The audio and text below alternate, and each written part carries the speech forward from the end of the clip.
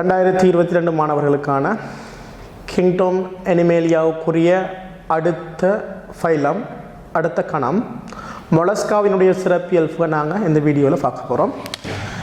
Phylum Mollusca.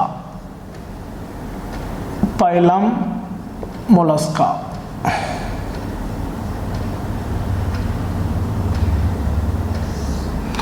Phylum Mollusca. இந்த phylum மொலஸ்காவில் நாங்கள் யார் உதாரணங்களாக எங்களுக்கு பாடத்தில் தந்திருக்காங்கன்னு சொல்லி முதலாவது பார்ப்போம். உதாரணங்களை நாங்கள் முதலாவது பார்ப்போம்.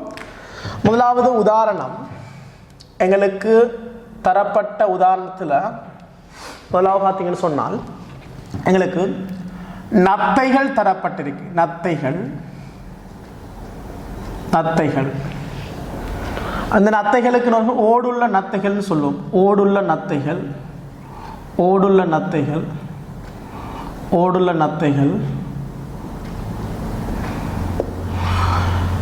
அதே போல ஓடில்லா நத்தைகள்,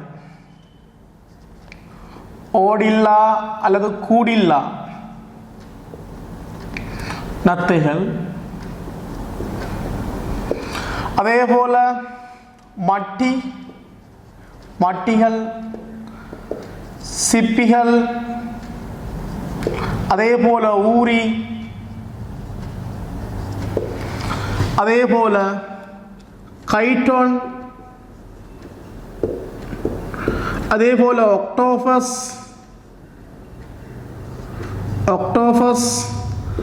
அதே போல கணவாய். இது நாங்கள் மொலஸ்காவில் நாங்கள் பார்க்க வேண்டிய உதாரணங்கள். இதுகளை நாங்கள் ஞாபகம் வச்சுக்கொள்ள வேண்டிய தேவை ஒன்று இருக்குது.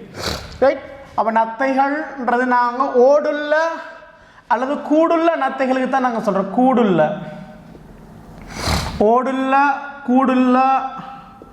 நத்தைகளுக்கு தான் நாங்கள் சொல்கிறது நத்தைகள்னு பொதுவாக சொல்கிறது. ஓடில்லா அல்லது கூடில்லா நத்தைகள் வேறையாக தருவாங்க. ஓடில்லாத நத்தைகள். அதே போல் மட்டிகள், சிப்பிகள், ஊரிகள், கைட்டோன், ஒக்டோபஸ், கணவாய். இதுக்குரிய படம் உங்களுக்கு ரிசோர்ஸ் புக்கில் தந்திருக்குது, என்ன டியூட்லேயே தந்திருக்குது. ஸோ நீங்கள் அதுகளை விளைங்கிற ஏற்கனவே உங்களுக்கு தெரிஞ்சிருக்கும். இந்த சில அங்கிகள்ற ஒக்டோபஸ் உங்களுக்கு தெரிஞ்சிருக்கும். கணவாய், கைட்டோன் சிலாக்கள் தெரியாமல் இருந்தால் கைட்டோனை பார்த்துக்கணுங்க. 8 தட்டுகளை கொண்ட ஒரு ஓட்டை கொண்டிருக்கின்றது. இப்போ இந்த அங்கிகள் எங்களுக்கு ஃபைலம் மொலஸ்காவில் உறுப்பினர்களாக இருக்காங்கன்றதை முதலாவது நீங்கள் விளங்கிக் கொள்ள வேண்டி. இப்போ அடுத்த விஷயம், இந்த மொலஸ்காவினுடைய வாழிடம் பார்க்க போகிறோம். வாழிடம் நாங்கள் பார்க்க போகிறோம். முதலாவது இயல்பு நான் சொல்லிக் கொண்டு வர ஒவ்வொரு கணத்துக்குரிய இயல்பையும் நாங்கள் பார்க்கணும்னா முதலாவது நாங்கள் வாழிடம் பார்ப்போம்.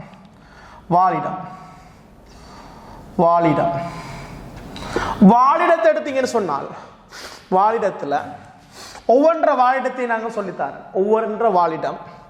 ரைட். ஒன்று வாழிடங்கள்ல கடல் நீரில் வாழலாம்.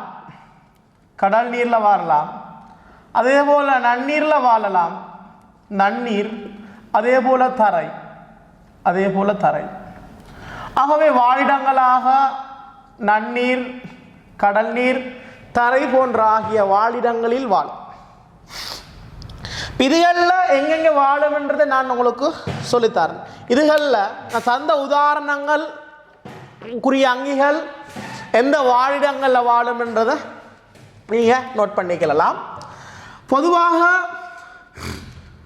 கைட்டோன், ஒக்டோபஸ், கணவாய் இதுகள் பொதுவாக ஊரிகள். அதேபோல் இது மூன்றும் பொதுவாக கடல் வாழிகளாக இருக்கும்.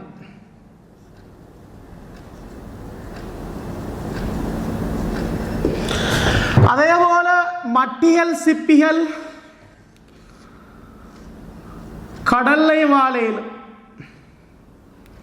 அதே போல நன்னீர்லை வாழையில்.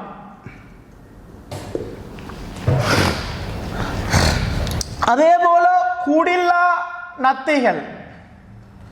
அப்புறம் நத்தைகள் பொதுவாக இவைகள் எடுத்தீங்கன்னால் தரையிலையும் வாழையிலும் அதே போல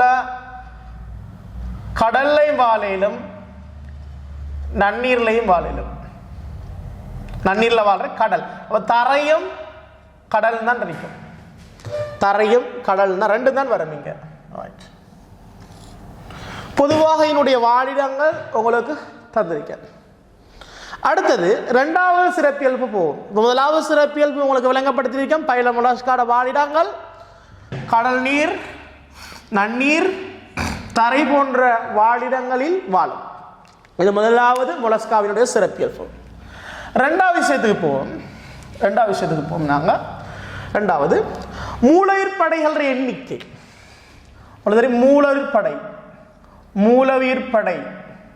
மூலவிர் படை ரெண்டாவது இயல்பு மூலவிர் படை. மூலவிர் படை எடுத்து பார்த்தீங்கன்னா இங்க 3 மூலவிர் படைகளும் காணப்படும். 3 மூலவிர் படைகளும் காணப்படும். அதாவது அகத்தோட்படை, அதே போல இடைத்தோட்படை,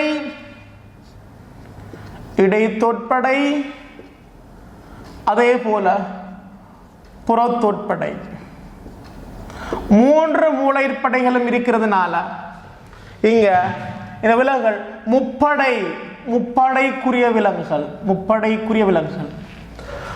முப்படைக்குரிய விலங்குகள் சொல்லுவோம். ரைட்.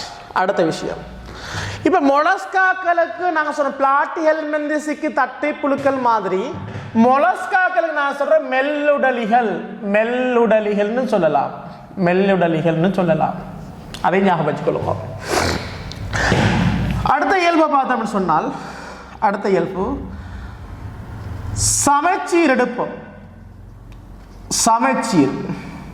சமச்சீர் தன்மை எடுத்தீங்க என்றால் சமச்சீர் தன்மையில சில சமச்சீர காண மாட்டோம். அப்ப பெரும்பாலானவை இருபக்க சமச்சீராக இருக்கும், சில சமச்சீரற்றவையாக இருக்கும். அப்ப சமச்சீரற்றவைகளும் இருக்காங்க, சமச்சீரானவர்கள் இருக்காங்க. சமச்சீரானவர்கள் பெரும்பாலானவைகள் சமச்சீர், இருபக்க சமச்சீரை காட்டும். சில சமச்சீரற்றவை சில சமச்சீரற்றவை. அப்ப சமச்சீரற்றவை யாரு? உதாரணமாக சமச்சீர் இல்லாதவர் ஓடுள்ள நத்தைகள் ஓடு சுருண்டிருக்கிறதுனால சமச்சீர் தன்மையில் காணப்படாது ஓடுள்ள நத்தைகள். அப்ப ஏனையவை பெரும்பாலானவை இருபக்க சமச்சீராக இருக்கும். யாருன்னு உங்களுக்கு தெரியும். ஏனையவை கணவாய், ஆக்டோபஸ். அப்ப நான் அதை எழுதுகிறேன். இதுல இருபக்க சமச்சீருடையவர்களாக வரலாம். கணவாய் வரலாம் இருபக்க சமச்சீர், அதே போல ஆக்டோபஸ் வரலாம் இருபக்க சமச்சீர், அதே போல ஊரிகள் வரலாம் இருபக்க சமச்சீர், அதே போல மட்டிகள் வரும், அதே போல சிப்பிகள் வரும், அதே போல ஓடுல்லா நத்தை வரும், ஓடுல்லா நத்தை வரும், அதே போல கைட்டோன். இவைகள் இருபக்க சமச்சீராக இருக்கும். அப்ப இவங்க வரும் பெரும்பாலானவைன்னு சொல்றவை இவரங்கள. சோ இவங்க கணவாய், ஆக்டோபஸ், ஊரி, மட்டி, சிப்பி, ஓடுல நத்தை, கைட்டன் எல்லாம் பொதுவாக இருபக்க சமச்சீராக காணப்படும். இருபக்க சமச்சீர் ஒரு தளத்தினூடாக மாத்திரம்தான் பிரிக்கலாம். இதுல ஓடல நத்தைகள் இவ்வாறு சுருண்ட ஓடங்களை கொண்டிருக்கிறதுனால சமச்சீர் இரியாது, சமச்சீர் தன்மை அற்றவையாக இருக்கும். சமச்சீர் தன்மை ஒன்று இரியாது, சமச்சீர் தன்மை ஒன்று காணப்படாது. அடுத்த சமச்சீர் இயல்பு. அடுத்தது உடற்குழி காணப்படும். இங்கு உடற்குழி உண்டு. உடலறையின் தன்மை எடுத்தோம் என்றால் உடற்குழி காணப்படும். இங்க உடற்குழிக்குள்ள குருதி நிரம்பி இருக்கும். உடலறைக்குள்ள குருதி நிரம்பி என்ன செய்யும்? உடற்குழி நிறையுடலிகளில் நிறையுடலிகளில் உடற்குழி நிறையுடலிகளில் குருதிக்குழியாக மாறியிருக்கும். குருதிக்குழியாக மாறியிருக்கும். அப்ப இங்க நிறையுடலிகள்ல உடற்குழி குருதிக்குழியாக மாறும். ஸோ உடலறை உண்டு, உடற்குழி உண்டு. ஸோ உடற்குழிக்குள்ள பார்த்தீங்கன்னு சொன்னால் நிறையுடலிகள்ல குருதிக்குழியாக மாறி இருக்கும், குருதியால் நிரப்பப்பட்டு காணப்படும். இது அடுத்த விஷயம். அப்ப குருதிக்குழி காணப்பட்டது மொலஸ்காவில் எல்லாத்திலேயும்டா இல்லை. அப்ப குருதிக்குழி எரியாது. அப்ப குருதிக்குழி யாரில் இருக்கும் என்றால், குருதிக்குழி யாரில் இருக்கும் என்றால்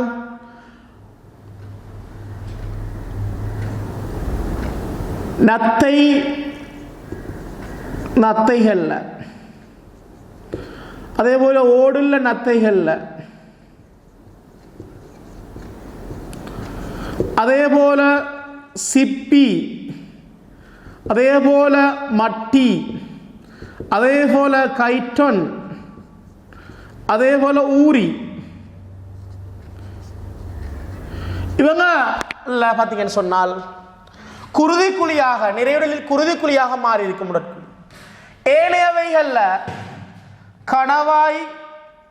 கணவாய் அதே போல ஒக்டோபஸ்ல கணவாய் ஒக்டோபஸ் எடுத்தீங்கன்றால், கணவாய் ஒக்டோபஸ் எடுத்தீங்கன்றால் இங்க ரெண்டு பேர்லையுமே குருதிக்குழி எரியாது, குருதிக்குழி காணப்படாது, குருதிக்குழி காணப்படாது. ஸோ இதுகள் ஞாபகம் வச்சுக் கொள்ளுங்க. அடுத்த விஷயம், அடுத்த விஷயத்தை பார்த்தீங்கன்னா துண்டுபடல். அடுத்த இயல்பு துண்டுபடல். துண்டுபடல் எடுத்து பார்த்தீங்கன்னு சொன்னால் இங்க உடல் துண்டுபடாது. அப்போ ஒரு துண்டுபடாத ஒரு கடமாக இருக்கும், துண்டுபடால. அப்ப உடல் துண்டுபடாது. உடலை துண்டங்களாக பிரிக்க முடியாது, உடல் துண்டுபடாது. அப்ப எல்லாருமே துண்டுபடாது. மொலஸ்காவில் உள்ள எல்லா உறுப்பினரும் உடல் துண்டுபட்டு காணப்படாது, உடல் துண்டுபடாது. அடுத்த இயல்பு முடிச்சு. அடுத்தது உடலை ஒரு பொதுவாக ஒரு மொலஸ்காவுண்ட நான் உங்களுக்கு வரைஞ்சி அவருடைய பகுதிகளை நான் உங்களுக்கு விளங்கப்படுத்த போறேன். ஒரு பொதுமைப்பாடான ஒரு மொலஸ்காவில் எடுத்திருக்கேன். அந்த மொலஸ்காவுடைய பகுதிகளை உங்களுக்கு காட்டிருக்கேன். இப்போ கவனிச்சுன்னு சொன்னால் இங்க பார்த்தீங்கன்னு சொன்னால் பொதுவாக ஒரு மொலஸ்காவில் பிரதானமாக 3 பகுதிகளை கொண்டிருக்கும். அப்போ ஒரு மொலஸ்காவுண்ட பகுதிகள், பிரதான பகுதிகள் 3 பகுதிகள். ஒன்று மென்மூடி. இந்த மென்மூடி இந்த தாட்டிக்கு இந்த நீல நிறத்தால் காட்டப்பட்டது அந்த மென்மூடி. ஸோ மென்மூடி ஓட்டை சுரக்கின்ற ஒரு பகுதியாக இருக்கும். ஓட்டை சுரக்கம் இன்னொரு வேலை செய்யும், தரைவாளிகளில் வாய் பரிமாற்றத்தை மேற்கொள்ளும். அப்போ மென்மூடி 2 ஃபங்க்ஷன், 2 தொழில்களை இருக்கும். ஒன்று பார்த்தீங்கன்னு சொன்னால் தரைவாளிகளில், தரையில் வாழ்கிற மொலஸ்காக்களில் மென்மூடி வாய் பரிமாற்றம், அதே போல ஓட்டை சுரக்கும். இந்த 2 தொழிற்பாடுகளையும் செய்யும். ஸோ மென்மூடி. ரெண்டாவது பார்த்தீங்கன்னா மென்மூடிக்கு அடுத்ததாக உள்ள தசைபாதத்துக்கு இடையில அங்கங்களை கொண்ட ஒரு பகுதி தான் உடலகத்திணிவு. உடலகத்திணிவுன்னு சொல்லுவோம். உடலகத்திணிவு.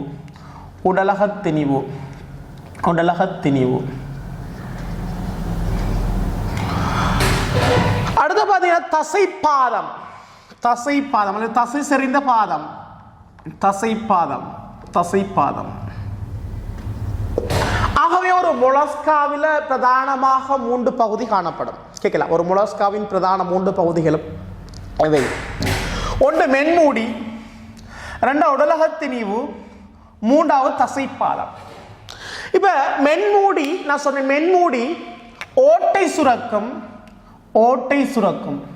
மென்மூடி ஓட்டை சுரக்கும், புறவன்கூடு ஓட்டை சுரக்கும். அதே போல தரைவாளிகளில் வாயு பரிமாற்றம். சுவாசத்துக்கான சுவாச கட்டமைப்பு வாயு பரிமாற்றம். அதே போல உடலகத்தினியும் உடல் அங்கங்களை, பெரும்பாலான உடலங்களை வைத்திருத்தல். உடல் அங்கங்களை கொண்டிருத்தல். அதே போல தசை சரிந்த பாதம் இடப்பெயர்ச்சி இடப்பெயர்ச்சி இடப்பெயர்ச்சி. ஆகவே ஒரு மொலஸ்காவை எடுத்தீங்கன்னு சொன்னால் 3 பிரதான பகுதிகள் இருக்கும். ஒன்று மென்மூடி, உடலக திணிவு, தசை பாதம் அல்லது தசை செறிந்த பாதம் 3 பகுதிகளை கொண்டிருக்கும். இங்க மென்மூடி எடுத்தீங்கன்னால் இதன் ஓட்டை சுரைக்கின்ற பகுதி மென்மூடி. அதே போல தரைவாளிகளில் வாயு பரிமாற்றத்தை மேற்கொள்ளும். உடலக திணிவு பெரும்பாலான உடல் அங்கங்களை கொண்டிருப்பதன் மூலம் வைத்திருக்க உதவும். அதே போல தசை செறிந்த பாதம் மொலஸ்காக்கள் மெதுவாக இடப்பெயர்ச்சிக்கு உதவும். ஸோ இதன் பொதுவாக ஒரு மொலஸ்காவினுடைய அமைப்பில் காணப்படும் 3 பிரதான பகுதிகள் உடலக திணிவு, உடலங்கங்களை வைத்திருக்கின்ற பகுதி, தசை செறிந்த பாதம், அதே போல மென்மூடி. இப்போ ஏனைய பகுதிகளையும் நாங்கள் பார்க்க போகிறோம். ரைட், இப்போ நான் அடுத்த பகுதி உங்களுக்கு வழங்கப்படுத்த போகிறேன். மொலஸ்காவில் அடுத்த பகுதி உங்களுக்கு தெரியும், பூரணமான உணவு கால்வாய் தொகுதி ஒன்று காணப்படும். பூரண உணவு கால்வாய் தொகுதி ஒன்று காணப்படும். இந்த உணவு கால்வாய் தொகுதியில் பார்த்தீங்கன்னா இது வாய், இது வாய் பகுதி வாய். அதே போல வாயிலிருந்து ஆரம்பிச்சு குதம் வரைக்கும் முடியும். ஸோ உணவு கால்வாய் பகுதி காணப்படுது. சுற்றுச்சுருங்கள் அசையக்கூடிய உணவு கால்வாய்கள் காணப்படும். ஆனால் வாயில உணவு ஊட்டலுக்காக, உணவை பெற்றுக்கொள்றதுக்காக, உணவை சாப்பிடுவதற்காக வேண்டி அந்த உணவு வாய்ப்பகுதியில் வருகி காணப்படும். இது ஸ்பெஷலான அம்சம் உண்டு. மொலஸ்காவுக்குரிய ஒரு தனிச்சிறப்பியல்பு தான் பார்த்தீங்கன்றால் வாய்ப்பகுதியில் வருகி காணப்படும். ஸோ வருகி என்பது மொலஸ்காக்கல்ல உணவு ஊட்டலுக்காக வாயில காணப்படக்கூடிய ஒரு கயிற்றினாலான பட்டிகை. அப்ப கயிற்றினாலான பட்டிகை உணவு ஊட்டலுக்காக காணப்படும். இது தொழில் உணவை சுரண்ட உதவும். உணவை சுரண்டும்.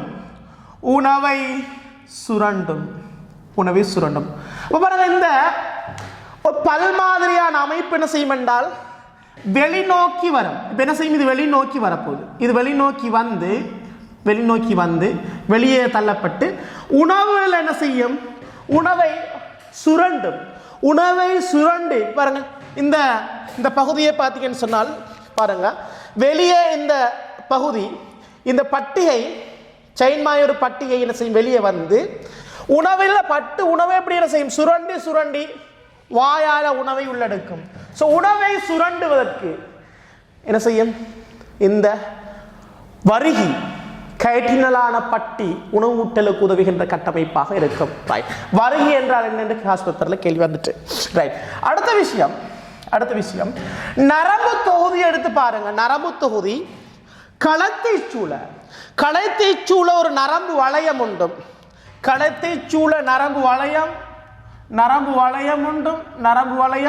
நரம்பு தொகுதி எடுத்து நரம்பு வளையம் களத்தை சூழவும் அதிலிருந்து தசை செறிந்த பாதத்தினூடாக செல்கின்ற 2 நரம்பு நாண்களை கொண்டிருக்கும். ஸோ 2 நரம்பு நாண்களை கொண்டிருக்கும். ஸோ இது நரம்பு நான், உங்களுக்கு தெரியும். இது நரம்பு நான் 2 நரம்பு நாண்கள் இருக்கும். அதே போல இது நரம்பு வளையம். ஸோ நரம்பு வளையமும் அந்த நரம்பு வளையத்திலிருந்து 2 நரம்பு நாண்கள் தசை செறிந்த பாதத்தினூடாக பயணிக்கின்றது. இதன் இந்த மொலஸ்காவினுடைய நரம்பு தொகுதியாக இருக்கும். அப்ப சமிபாட்டு தொகுதி பார்த்தோம், நரம்பு தொகுதி பார்த்துட்டோம். அடுத்தது சுவாச தொகுதி எடுத்தோம் என்றால் இங்கு சுவாசம், வாயு பரிமாற்றம் இங்க மொலஸ்காக்கள வாயு பரிமாற்றத்துக்கான கட்டமைப்புகளாக ஒன்று மென்மூடி காணப்படும். ஸோ மென்மூடி தரைவாளிகள்ல இருக்கும். மென்மூடி பொதுவாக தரைவாளிகளுக்குரிய சுவாச அங்கமாக காணப்படும் தரைவாளிகள்ல. அதே போல நீர்வாளிகள்ல பூக்கள் காணப்படும். பூக்கள் காணப்பட்டது நீர்வாளிகளாக இருக்கும்.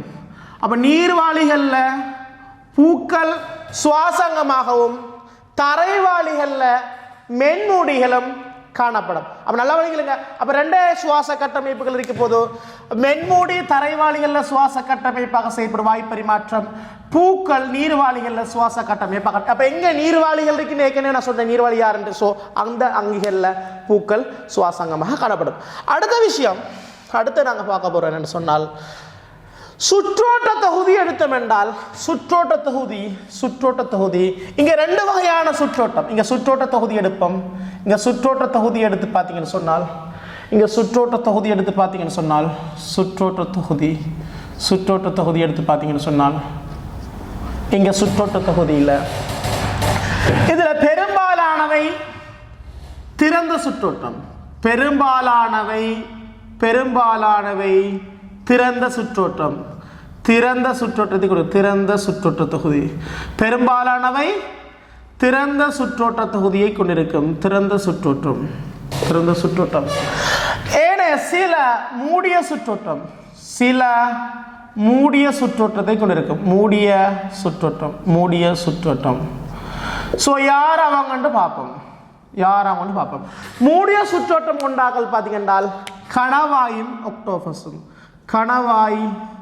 கணவாய் ஒக்டோபஸ். அப்போ கணவாயிலையும் ஒக்டோபஸ்ல தான் பொதுவாக மூடிய சுற்றோட்டமும். ஏனைய நத்தைகள் அதே போல கூடில்லா நத்தைகள் அதே போல ஊரிகள் அதே போல மட்டிகள் அதே போல சிப்பிகள் அதே போல கைட்டோன். இவைகள் பொதுவாக திறந்த சுற்றோட்டமாக இருக்கும். ஸோ திறந்த சுற்றோட்டம். ஸோ இவங்கள்ல இந்த சிறந்த சுற்றோட்ட தொகுதியுடைய இவங்களில் பார்த்தீங்கன்னு சொன்னால் குருதிக்குழி காணப்படும். அதாவது உடலறைகளில் பார்த்தீங்கன்னா குருதியால் நிரம்பியிருக்கும். குருதிக்குழி காணப்படும். ஸோ எங்களில் மூடிய சுற்றோட்டம் உடால குருதிக்குழி காணப்படாது. குருதிக்குழி இல்லை. அப்போ மூடிய சுற்றோட்டமுடைய ஆக்கல்ல குருதிக்குழி இல்லை, திறந்த சுற்றோட்டம் இல்லை, குருதிக்குழி காணப்படக்கூடியதாக இருக்கும். ஸோ இவங்களில் இதயம் பொதுவாக பைலம் மொலஸ்காவுடைய இதயம் முதுகுப்புற இதயமாக இருக்கும். முதுகுப்புற இதயம். ரைட். அப்போ நான் ஏற்கனவே அனலிடாட பக்கப்புற இதயம், அனலிடாவினுடைய இதயம் பக்கப்புற 5 சோடி இதயம். இங்கே ஒரு இதயம் தான் இங்கு முதுகுப்புறமான இதயம் காணப்படும். மொலஸ்காவினுடைய இதயம் பாருங்க முதுகுப்புறமான இதயம் காணப்படும். அதே போல அப்ப சுற்றோட்ட தொகுதி உங்களுக்கு விளங்கப்படுத்திட்டேன். பெரும்பாலானவை திறந்த சுற்றோட்டம், நத்தைகள், கூடில்லா நத்தைகள், ஊரிகள், மட்டிகள், சிப்பிகள், கைட்டோன் எடுத்தீங்கன்றால் திறந்த சுற்றோட்டம். அவற்றில் குருதிக்குழி காணப்படும். திறந்த சுற்றோட்டத்தில் மூடிய சுற்றோட்டத்தான கணவாய் ஒக்டோபஸ்ல குருதிக்குழி இரியாது. எல்லா பைல மொலஸ்காவுல இதயம் எங்கே அமைவுண்டால் இதயத்தின் அமைவு முதுகுப்புறமான இதயம் காணப்படும். மொலஸ்காவோட இதயம் முதுகுப்புறமான இதயமாக காணப்படும். அடுத்த இயல்புக்கு போவோம். நாங்கள் கழித்தல் எடுத்து பார்ப்போம். கழித்தல். ஸோ இங்கே கழிவு அகற்றப்படுறது. இங்கே கழிநீரகம். ஸோ இங்கே கழிவுக்காக இந்த மொலஸ்காவினுடைய கழிவங்கம் பார்த்தீங்கன்றால் கழிநீரகம் காணப்படும். கழிநீரகம். ஸோ இங்கே கழிவங்கமாக இருக்கும், கழிநீரகம் காணப்படும். அப்போ இதை ஞாபகம் வச்சுக்கணும். கழிவங்கமாக கழிநீரகம் காணப்படும். இதில் கழிநீரகம் என்றது நான் கழித்தல் தொகுதியில் பார்ப்போம். நாங்கள் அடுத்தது அப்போ சுற்றோட்ட தொகுதிகள் சரி. அதே போல உங்களுக்கு தெரியும் இங்கே கண் இருக்கும். கண் காணப்படும் உங்களுக்கு தெரியும். அப்ப புலனங்கமாக இங்க புலனங்கமாக இங்க கண் காணப்படும். புலனங்கமாக கண் இங்க காணப்பட போது. ஸோ இதுகள் தான் பொதுவாக மொலஸ்காவினுடைய சிறப்பியல்புகளாக இருக்கும். அதே போல இதனுடைய இயல்புகளாக எடுத்தோம்னால் கருக்கட்டல் எடுப்போம். கருக்கட்டல் இயல்பு. எடுத்தவென்றால் கருக்கட்டல்ல இங்க பார்ப்போம் ரெண்டும் காணப்படும். புறக்கருக்கட்டலும் இருக்கும், அகக்கருக்கட்டலும் இருக்கும். அப்ப இங்க கருக்கட்டல் வகையில புறக்கருக்கட்டலும் இருக்க போது புறக்கருக்கட்டல், அதே போல இங்க அகக்கருக்கட்டலும் காணப்படும். புறக்கருக்கட்டல் அதே போல அகக்கருக்கட்டலும் இருக்கும். ஸோ புறக்கருக்கட்டல் அகக்கருக்கட்டல்ல புறக்கருக்கட்டல் எடுத்தோம்னால், அதே போல அகக்கருக்கட்டல் எடுத்தோம்னால் அகக்கருக்கட்டல்ல கணவாய் அகக்கருக்கட்டலை காண்பிக்கும். அதாவது பெண் இனப்பெருக்க தொகுதி, பெண் கணவாயினுடைய இனப்பெருக்க தொகுதிக்குள்ள ஆண் கணவாய் என்ன செய்யும், அதனுடைய ஆண் புணரிகளை விடுவிக்கும். ஸோ ஒக்டோபஸும் அதே போலதான், ஒக்டோபஸும் ஒரு அகக்கருக்கட்டலுக்குரியதான். வேறு தரைவாழ்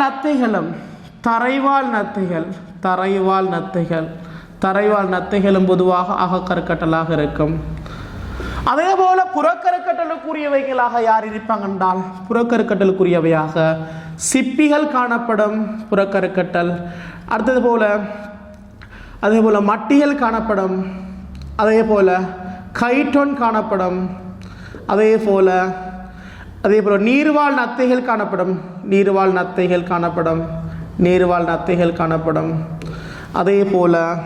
அதே போல சிப்பிகள், மட்டிகள், கைட்டோன், நீர்வாழ் நத்தைகள், அதே போல ஊரிகள் இவைகள் எல்லாம் புறக்கருக்கட்டல். அடுத்தது அகக்கருக்கட்டலை காண்பிக்கின்ற இவங்கள் எல்லாம், அகக்கருக்களை காண்பிக்கிற இவங்கள் எல்லாம் ஒரு ஃபாலானவையாக இருக்கும். ஒரு ஃபாலானவையாக இருக்கும். ஸோ புறக்கருக்கட்டலை காண்பிக்கிற இவங்கள் எல்லாம் இருபாலானவையாக காணப்படும். இருபாலானவை. இதுல ஒரு விஷயம் கொண்டு விளைக்கலுங்க.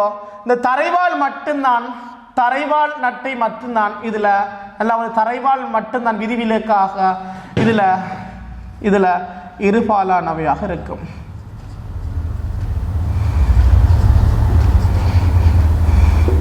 அப்ப நல்லா விளைக்கலுங்க.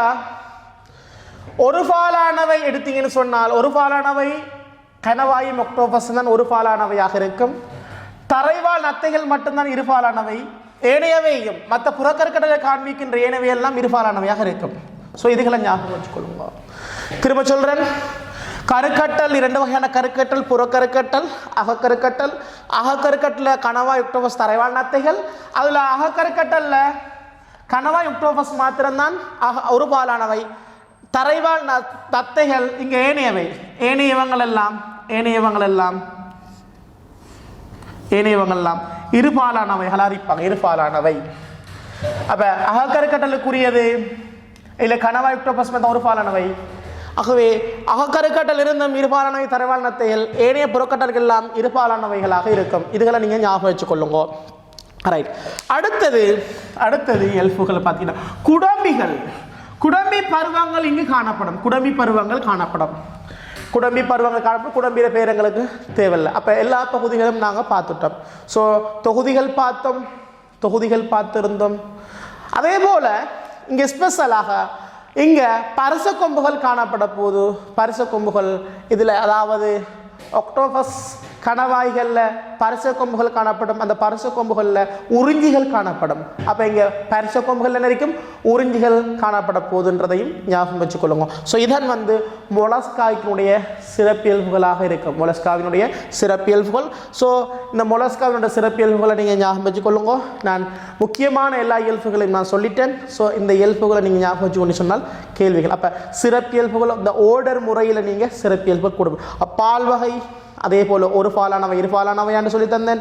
அதே போல கருக்கட்டல் முறையை சொல்லி தந்தேன். குடவி பருவம் உண்டா இல்லையா, சமச்சீர், துண்டுபடல். அதே போல இங்கே அதனுடைய பிரதான பகுதிகள் சம்பந்தமாக கதைச்சேன். நரம்பு தொகுதிகள் சம்பந்தம், சுவாச தொகுதி, கழித்தல் தொகுதி சம்பந்தமாக தந்திருக்கேன். ஸோ இந்த எலும்புகளை நீங்கள் ஞாபகம் வச்சுக்கொள்றது